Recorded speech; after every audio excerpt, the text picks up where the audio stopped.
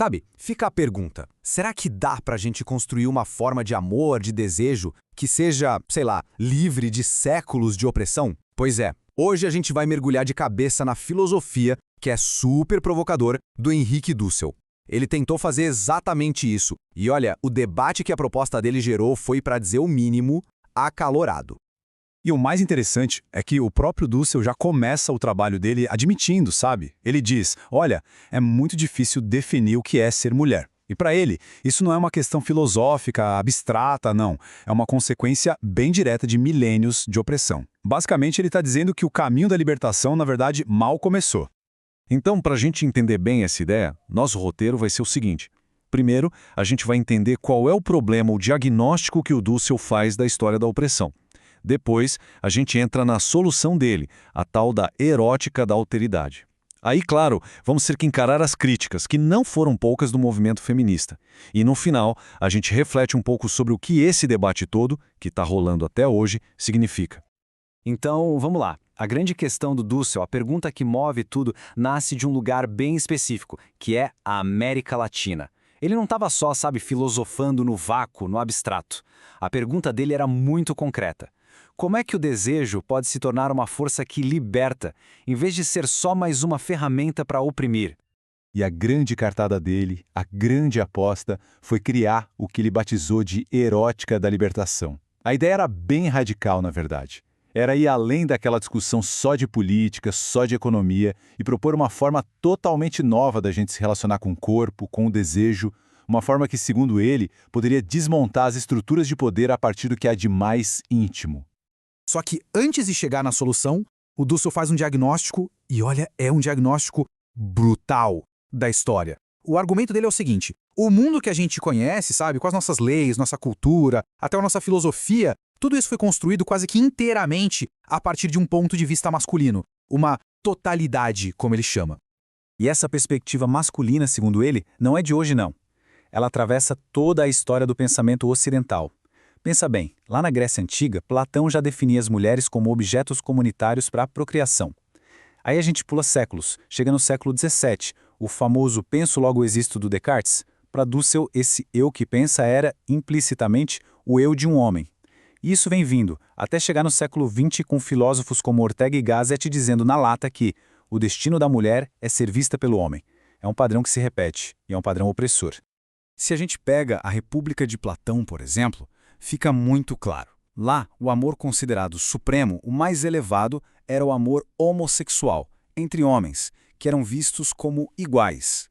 Já as mulheres, bom, elas eram vistas como algo totalmente diferente, com uma função puramente utilitária. Essa citação dele é chocante, né? Justamente por essa objetificação tão explícita. E olha, essa visão não ficou lá na filosofia antiga não, ela desceu para o povão.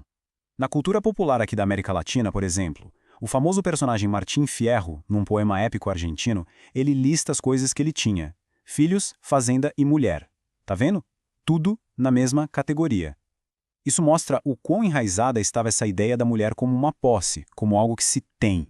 Então o Dussel pega tudo isso e resume essa condição histórica em 4 papéis que foram impostos à mulher. Primeiro, ela é vista como um objeto, principalmente sexual. Segundo, a identidade dela se resume a ser mãe e educadora dos filhos. Terceiro, ela é a dona de casa, ou seja, a senhora de um mundo doméstico, fechado. E, o mais importante de tudo, o 4º ponto, ela é um ser cuja existência é sempre definida através da mediação do homem. A existência dela não vale por si só.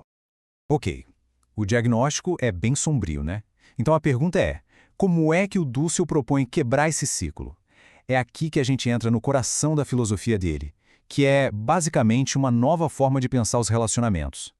Ele vai dizer que existem 2 pulsões, 2 forças dentro de nós que são opostas. De um lado, tem o que ele chama de pulsão de totalização. É aquela coisa egocêntrica, de querer possuir, dominar, de reduzir a outra pessoa a um objeto para nossa própria satisfação. É autoerótico. Mas do outro lado existe uma outra força, a pulsão alterativa. Essa é um movimento em direção ao outro, mas como o outro mesmo, como alguém diferente. É um desejo que não é de possuir, mas de servir, de encontrar alegria em satisfazer o desejo do outro. É a base da justiça e do amor para ele.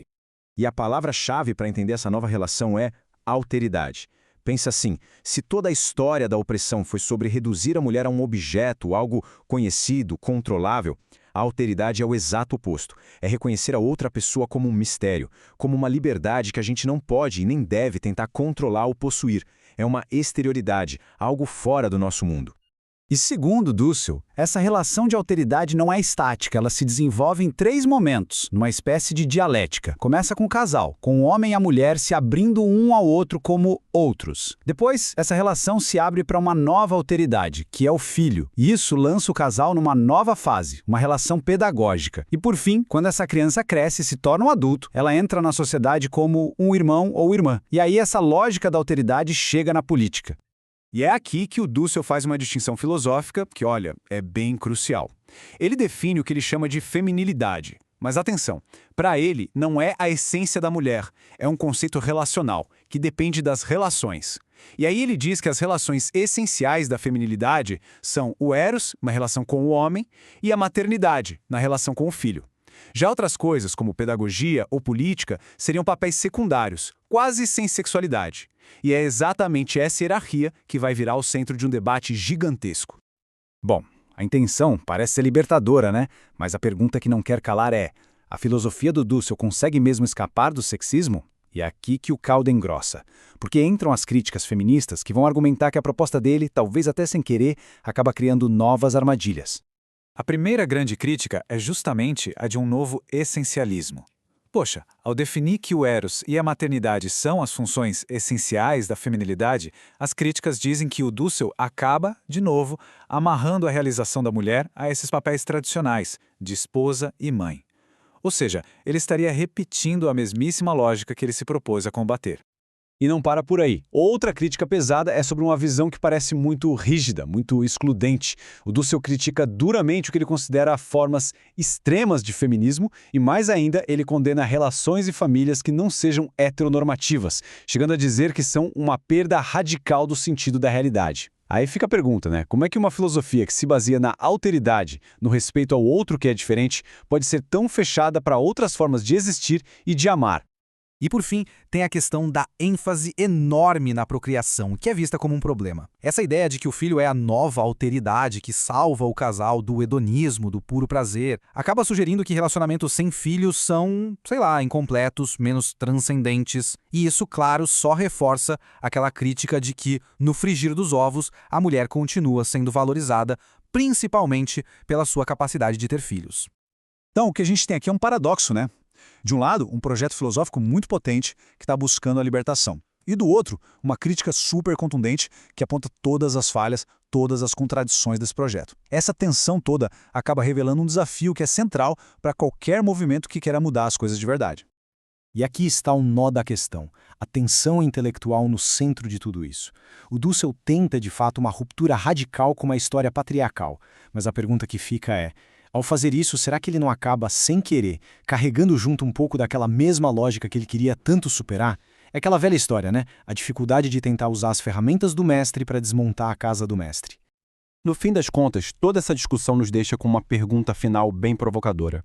Uma reflexão sobre qual é a relação entre a perspectiva de quem pensa, no caso, uma perspectiva masculina, e a possibilidade de se alcançar uma libertação que seja de fato verdadeira e completa para todo mundo.